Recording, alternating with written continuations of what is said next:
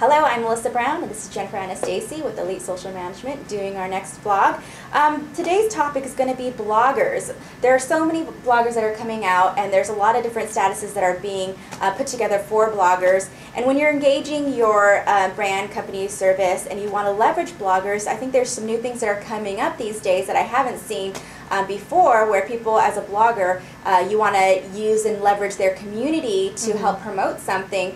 But now it's kind of where my opinion is they're getting more demanding, and expecting things where instead of being appreciation, it's becoming more demanding. So right now I'm sort of on the fence of how I feel about it. I think they're taking more of a celebrity role, and maybe that's where that's kind of leading to. So what are your thoughts on bloggers and them having somewhat, even on their websites, the demands for what they need to in order to post? Well, I think when you said celebrity, that's a good word to use. But really the way I look at it is blogging used to be done for the good of mankind. You did it to express your thoughts, to have a forum, to find people to engage with that followed the same interests, and to create that community.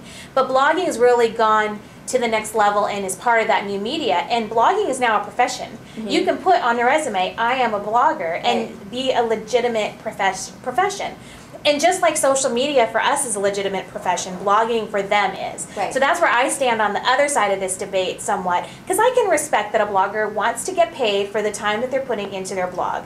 So if you contact a blogger and maybe it's a blogger that blogs about fashion and you have a particular product that you'd like for them to review, well, obviously they need to see it, touch it, use it to be able to write that review. So you're going to provide that to the blogger. And then they're going to write that review. Now, are they only going to write reviews on products that they've been handed for free? No, but they really are going to look for those opportunities because it expands their readership, doing giveaways and things like that. In fact, now that you mentioned this, we're having this conversation, I think it was just last week I saw a TJ Maxx commercial where they have this fashionista tagline, and they actually had a blogger doing the commercial, talking about how she started out doing the blog and how often she has to shop, and that she relies on finding the good deals at a certain store. So I think that organically, if you find someone who's been an advocate for you and they've always been promoting and you converted them, I think that's acceptable. I guess where I still kind of on the fence for is if a blogger says, I'm going to review you only if I get these items, well, is that really a valid or honest opinion of it? Because did you just buy their conversation? But I understand the celebrity side of it, which that's why I'm still on the fence, is if you have an endorsement like a Kim Kardashian, you're going to pay her to get her followers to use that. So I see the benefits of it both ways, but the part that I'm at is, am I paying for them to give me a good review? And if it doesn't go well, they won't write anything, but that's where I'm still and some not will sure and some won't. And on a lot of blogging sites, you'll see that the blogger will actually put their terms and conditions on a separate tab.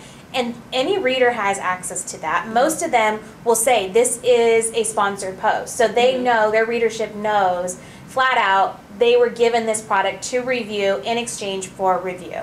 Most of them, if it goes south or it doesn't turn out that they like the product, will just agree to not review the product. So there's some insulation that the business owner has against having that bad review. Obviously in the blogging universe there are plenty of people talking about products that aren't being endorsed, that aren't being sponsored. But when you're looking for product placement, just as we all swallowed okay, we're going to start paying for advertisement on blogging sites and having banner ads and promo spots, this is kind of the next level. I think most businesses now recognize that bloggers can be one of their most powerful assets and allies. And then you might end up getting kind of what you pay for, so to speak. If you get a blogger who does it for the good of her heart, I think their community sees that. Then you might get a smaller community than if you have someone that comes out and is very open about being it. So I guess maybe if they're just open about, the bloggers are open, this is what I'm doing, this is how I'm ranking it, then that might be acceptable. But so it sounds like, bottom line, you think that that's still viable, their celebrity status, and can get that. And I'm still on the fence of, I would just really like to see postings where they say that this wasn't for any reason other than I just enjoyed it. And you see those too, definitely.